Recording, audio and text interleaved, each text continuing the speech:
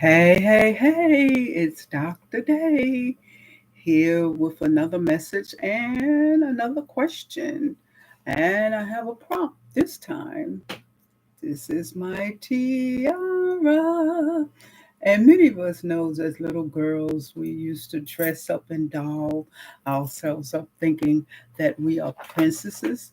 Well, my question I came to ask today are where are my princesses? Where are my princesses? Now, a princess is a female who is born into a family of royalty, it's either to a king or queen. So, if we would look at this like in another context, aren't we? The Bible tells us in 1 Peter 2:9 that we are a chosen generation and a royal priesthood. That's what the Bible tells us. And isn't Jesus Lord of Lords and King of Kings? And aren't we his beloved? And he considers us queens.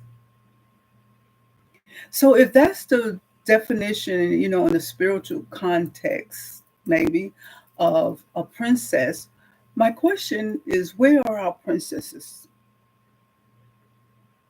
If you are a royal priesthood and God, who's the King of Kings, love you enough to call you a queen, why are you selling yourself short? Now, this question came all about yesterday. I was flipping through, the internet and came across this reel. Somebody was commenting on it, and I just kind of listened to it. And it was a young girl on there, and she was putting on her makeup, her lipstick and her rouge and all that. And while she was putting her makeup on, she was filming herself talking about how she had went to a hotel room. Now I don't know, allegedly, if she slept with him. I don't know all of that. But she said she went to this hotel room and she was picked up by the person who was a professional, I think NBA player or NFL player. I forget which one it was. That doesn't really matter. She was picked up by a car and she went to the hotel. She had to sign in and then she had to sign this paper. And I guess it's a non disclosure statement. I don't know. I'm just going by what she said. And so she was just bragging about it that at the time she was headed towards the hotel, she was talking to her ex-boyfriend because they had broke up. So she was telling him this, I guess, to make him jealous. I don't know. I can only go by what she's saying. And I don't know whether all this is what she's saying is true or not. I don't know. Just alleged. So we're going to say allegedly she said this is what happened to her. But I found it kind of ironic how she was just, I mean, and I went to, and then he picked me up, and then when we got there, I didn't do anything. We just sit and talked and all that. Okay, yeah. And I was saying to myself, do I look like Foo Hoo the Clown? And I got that written all over my head. I mean, I'm just being honest because I do not think that this individual allegedly, if it did happen, brought you to his surroundings to come talk. Now, I'm quite sure he could have talked to his other teammates. He could have talked to his girlfriend because she did specifically express that he had a girlfriend and she wanted this to be known that he had a girlfriend. And so he could have talked to his girlfriend, he could have talked to his mama, he could have talked to anybody, but you, of all people, he brought there so he could talk. Okay, this is what she said, allegedly. And later on, after I looked at it, it just began to do something in my spirit. To it began to it really vexed me that how our young ladies have gotten to this point where they think that this is all well and fine. Now, whether you did this to get views, whether you get likes or whatever it is, I don't know what her alternative motive was. But I know one thing, it was not cute and it was not funny. My heart went out to her because I could see that in how she was expressing herself and the giddiness and the laughter and all this stuff that she is possessed by some kind of demonic force. She is living in darkness. She is living in illusion. that this was well and fine. I don't know who she was trying to impress or why she was trying to impress anybody. But to me, it was not funny. So I began to pray, fervently for this young lady. And it got to the point where I went to sleep, and then around 12:30 I woke up. This was still on my mind. It was a burning sensation, to ask, where are our princesses, ladies, young ladies, what's happening? Do you not value yourself enough to do something like this, to get on a national platform and blast yourself like that? Okay, I just didn't understand it. And then I thought about the person. Now, I'm not just not getting on the young lady. I'm the person, the individual, whoever he was, if it's true that, he have to be having some kind of demonic things going on with him, first of all, for him to even do that, because you making this money supposedly, and we're seeing it every day, how people are being called out and how people are doing things, and eventually it comes to haunt them, where now they have to dish out, stuff because of their past behavior.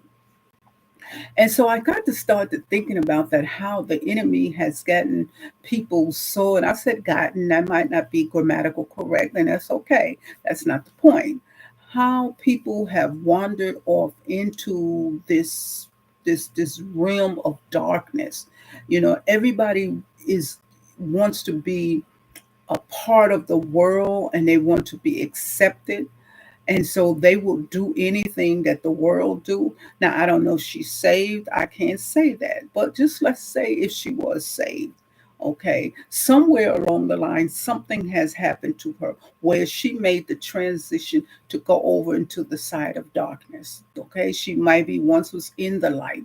And then it might be someone that listening to me, that you in the light and you flip flopping and you going straddling the fence, and you over here and you over there, whatever suits your fancy, whatever makes you happy at the moment. So you're playing, you Russian roulette with your life. You're playing Russian roulette with your spirit and your soul, your emotions. All of it is just all over the place. And so I started thinking about, and I remembered, and going back to, if we look at a princess, the beginning, the first princess actually was Eve, okay? She was God's princess. God created her. He created her out of the rib of man. And so let's just take a journey back into the garden. Take a journey when Eve was created, how Adam sat down and he told her all the things that God did, how God created the ocean, how God created the birds and the bees, and how God did this, and how God created the animals. And then after he created it, he brought all the animals to Adam for him to name. And then God put Adam in this luxurious place, and it was splendor and grandeur and everything. But God felt that Adam needed something, to help him cultivate and to keep, and to do all those things, and not only to work to toil with his hands, but to have an emotional connection with. Adam had the emotional connection with God, but God wanted to give him another emotional connection. So he put Adam to sleep.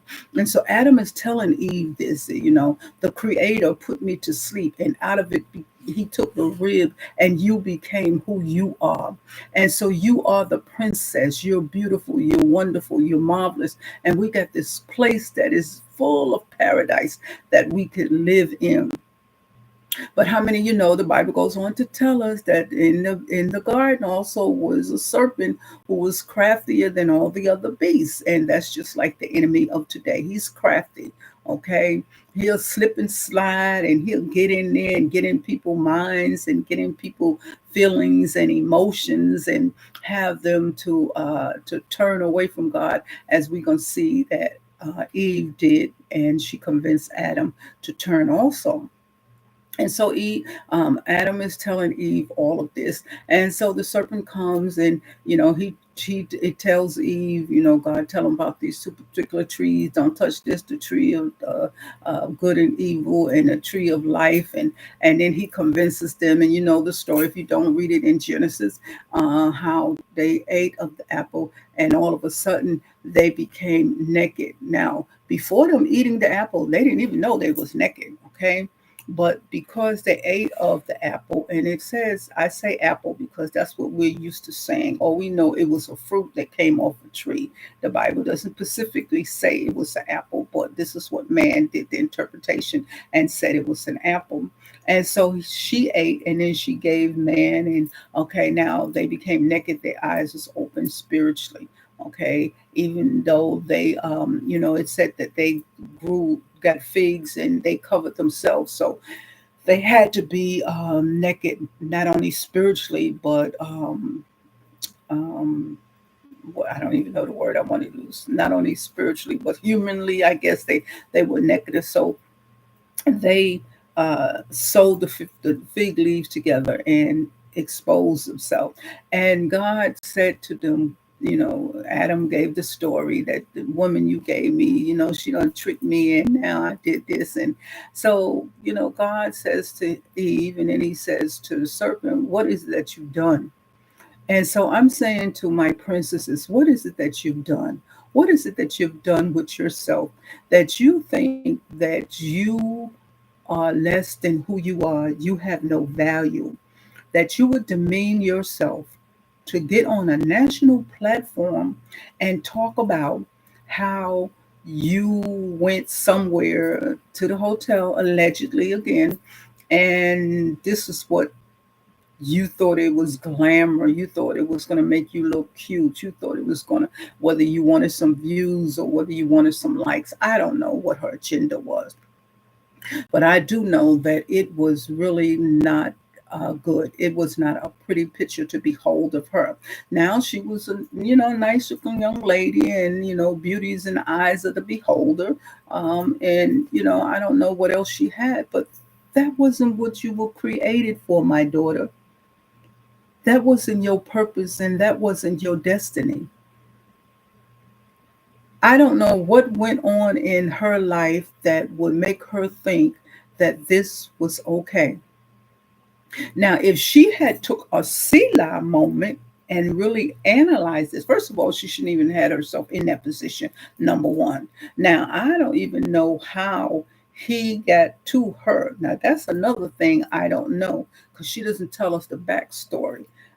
Did was her name in a pool of names, and they have these groupies that they go to these towns and they pull the names out, and then her name was picked. It doesn't say.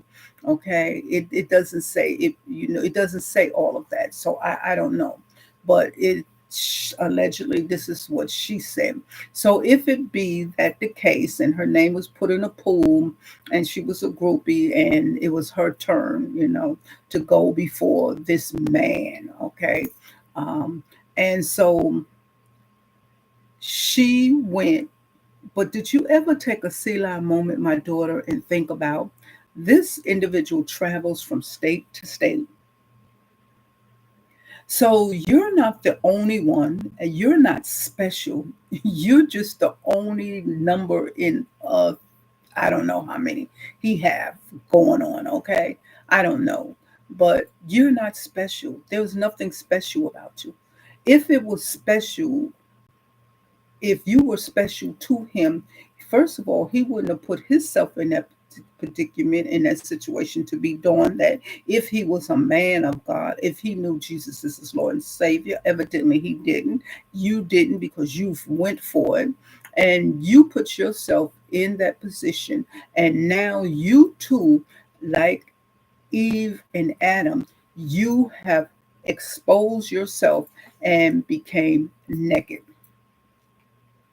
And when you think about, excuse me, something being naked is like uncovered, and so the state possibility of you being attacked uh, emotionally and physically, you expose yourself to danger.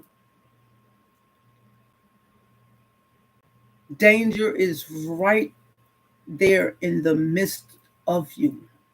You don't know this person from Adam and Eve. All you know, allegedly, is that they play ball. That's all you know. You don't know his character. You know nothing about him.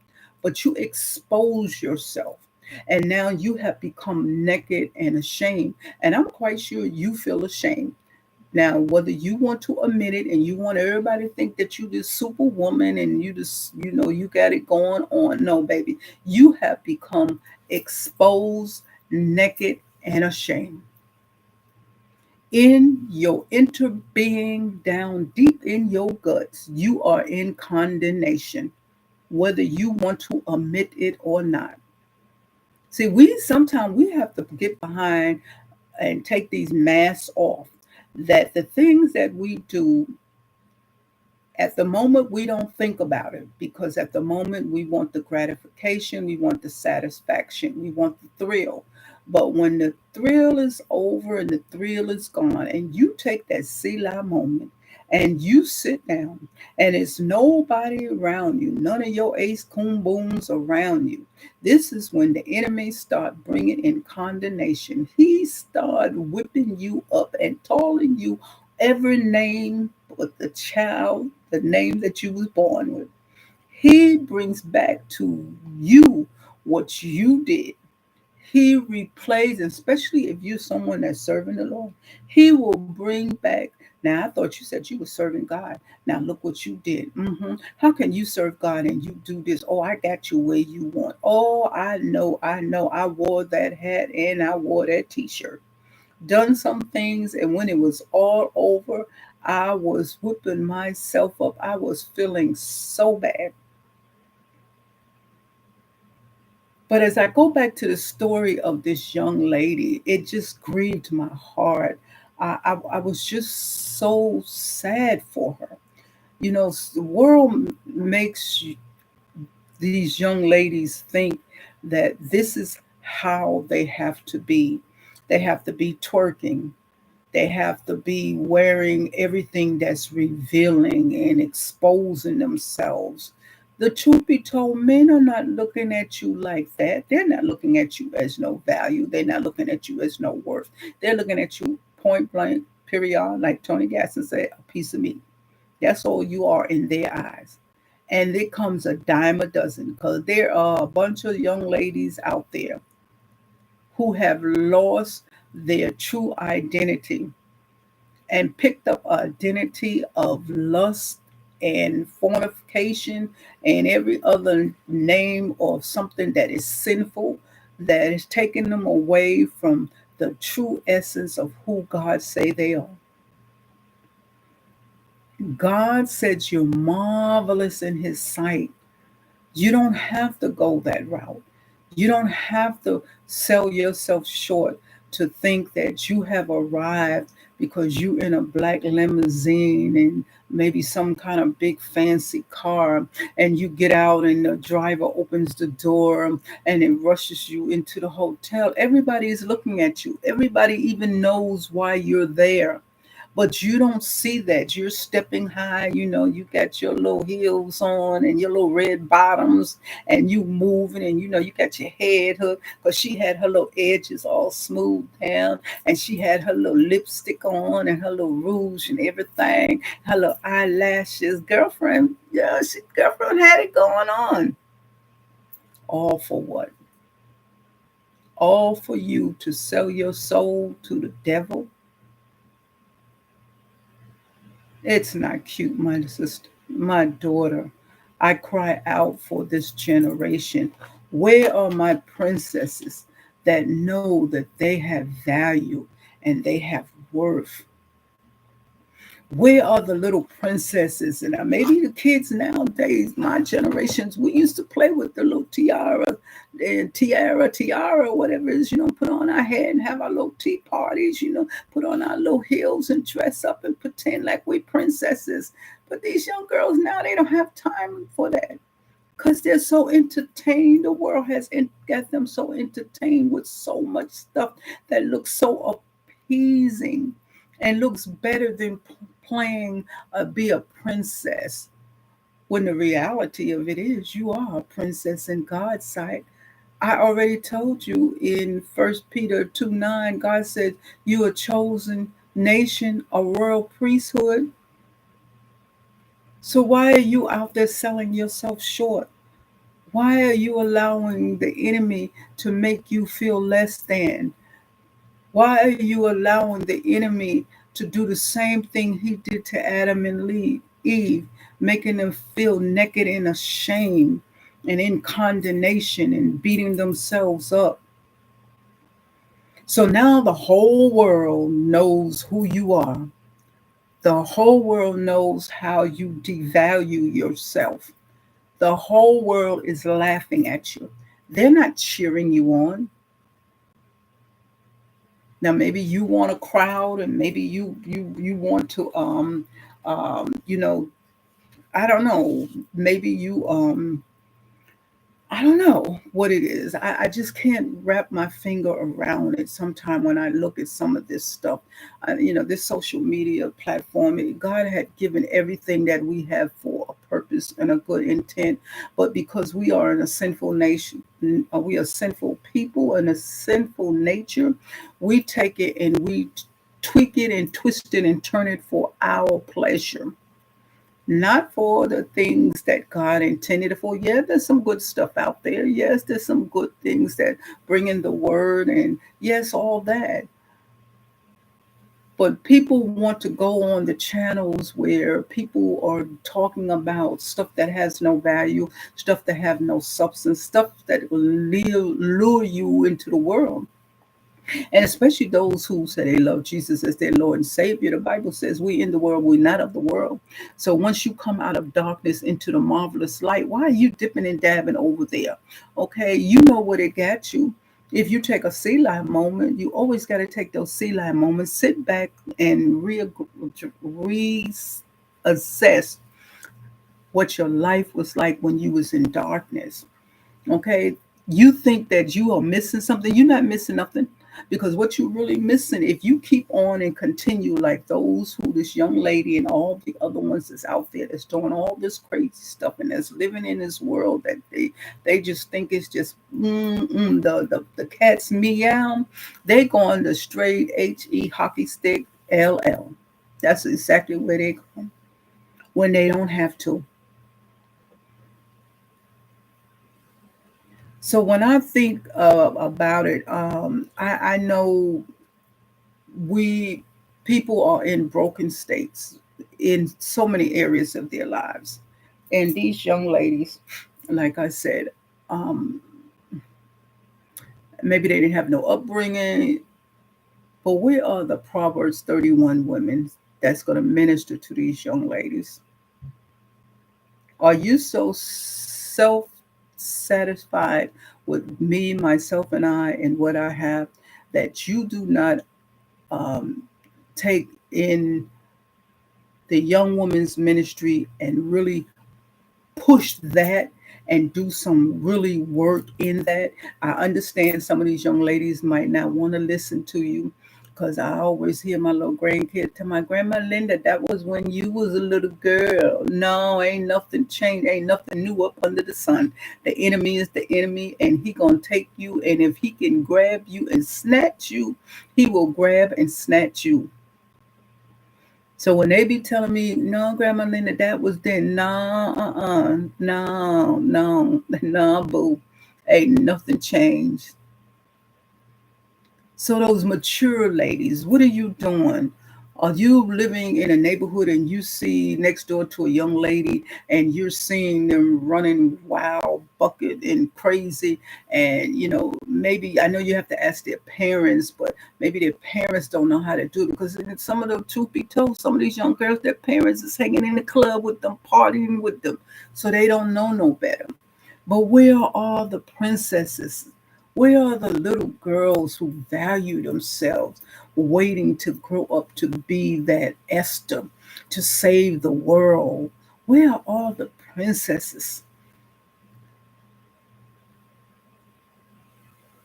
Are all the princesses lost and they're out there. They were, look at Mary Magdalene. She was, out there in the world, but God got a hold of her and she changed. But it's something's got to reach them to get that hold. But if nobody is reaching them, the only thing that's reaching and clawing and pulling them is the darkness. The darkness. But if there's no light that's clawing and pulling and reaching and holding them and loving on them, they'll never know that they are a princess in the sight of God. God thinks them as this little princess, and God will forgive them. Let them know that God will forgive them. So I just came on